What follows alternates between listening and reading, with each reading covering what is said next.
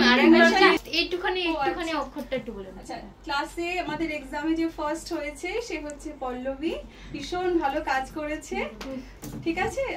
So আমি second announce করবো, but ভীষণ ভালো কাজ করেছো। ওইরকম ভাবে যদি কাজ করতে পারো, একটা ওইরকম একটা ক্যাওয়াস সিচুয়েশনে যে এত সুন্দর করে ওর মতো একদম কোনো রকম কোনো ডিস্টার্বেন্স নেই, চুপচাপ নিজের মতো করে ও মানে করে গেছে।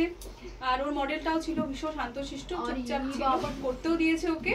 ওভারঅল ভীষণ ভালো লেগেছে আমার কাজ। সো চলো, চলে এসো এবার হাততালি।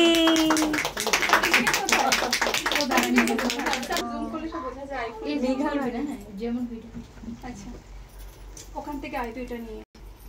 আচ্ছা, ফার্স্ট প্রাইজ, ভীষণ ভালো করেছো। Thank you ma'am. আমি কোনোদিনও ভাবতে পারিনি, সত্যি আমি কোনোদিনও ভাবতে পারিনি। আমি যেদিনকারে এখানে এসেছিলাম সত্যি আমার কান্না পাচ্ছে, কেননা আমি কান্না করতে চাই না, এখন ভিডিও হচ্ছে। সত্যি ম্যাম, আমি কোনোদিনও ভাবতে পারিনি যে আমি নিজের স্বপ্নটা আমি পূরণ করবো।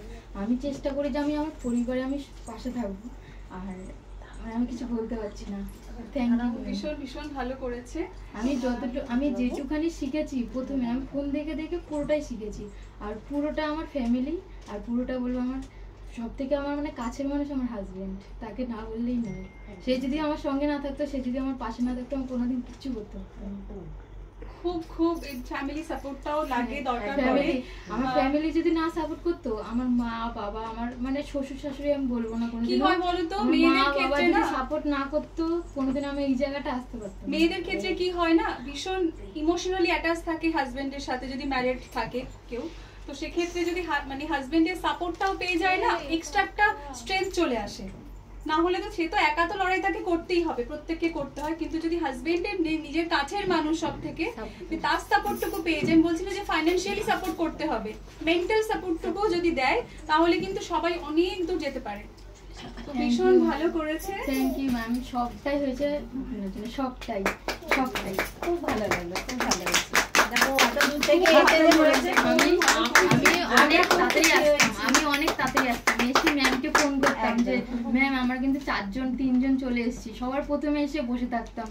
আমি সত্যি আমি শিখতে পেরে অনেক দূর থেকে আসতো, মানে অনেকটা টাইম জার্নি করে আসতো, সবার আগে চলে আসতো, এসে বসে থাকতো, কারণ রুম খুলতো তো তার আগে এসে বসে থাকতো। ভীষণ ভীষণ। আর ক্লাস কামাই সেরকম করেইনি, আমি একদিন করেছিলাম, একদিন আমার একটা কাজ করে গেছিল, বাট ক্লাস কামাই করেনি ভীষণ। আর সব সময় খালি আমাকে বলতো যে ম্যাম আমি তোমার মতো করতে চাই, ম্যাম আমি তোমার মতো শিখতে পারবো, তোমার মতো করতে পারবো, সারাক্ষণ একটা কথাই বলতো। আর কানের কাছে এসে আস্তে আস্তে করে বলতো ম্যাম তোমার মতো হচ্ছে তো, তোমার মতো হচ্ছে তো। আমি ম্যামের মতো, মানে ম্যামের মতো জানি না পারবো কিনা, আমাকে ইভেন ফোন করতো আমাকে মাঝে মাঝে, এক্সামের আগের দিনও ফোন করেছে, মাঝে মাঝেই ফোন করতো যে ম্যাম আমি তোমার মতো করতে চাই, তোমার মতো হচ্ছে তো, মানে তুমি যেটা করেছো তুমি তোমার মতো করে সুন্দর করেছো, নিট এন্ড ক্লিন কাজ।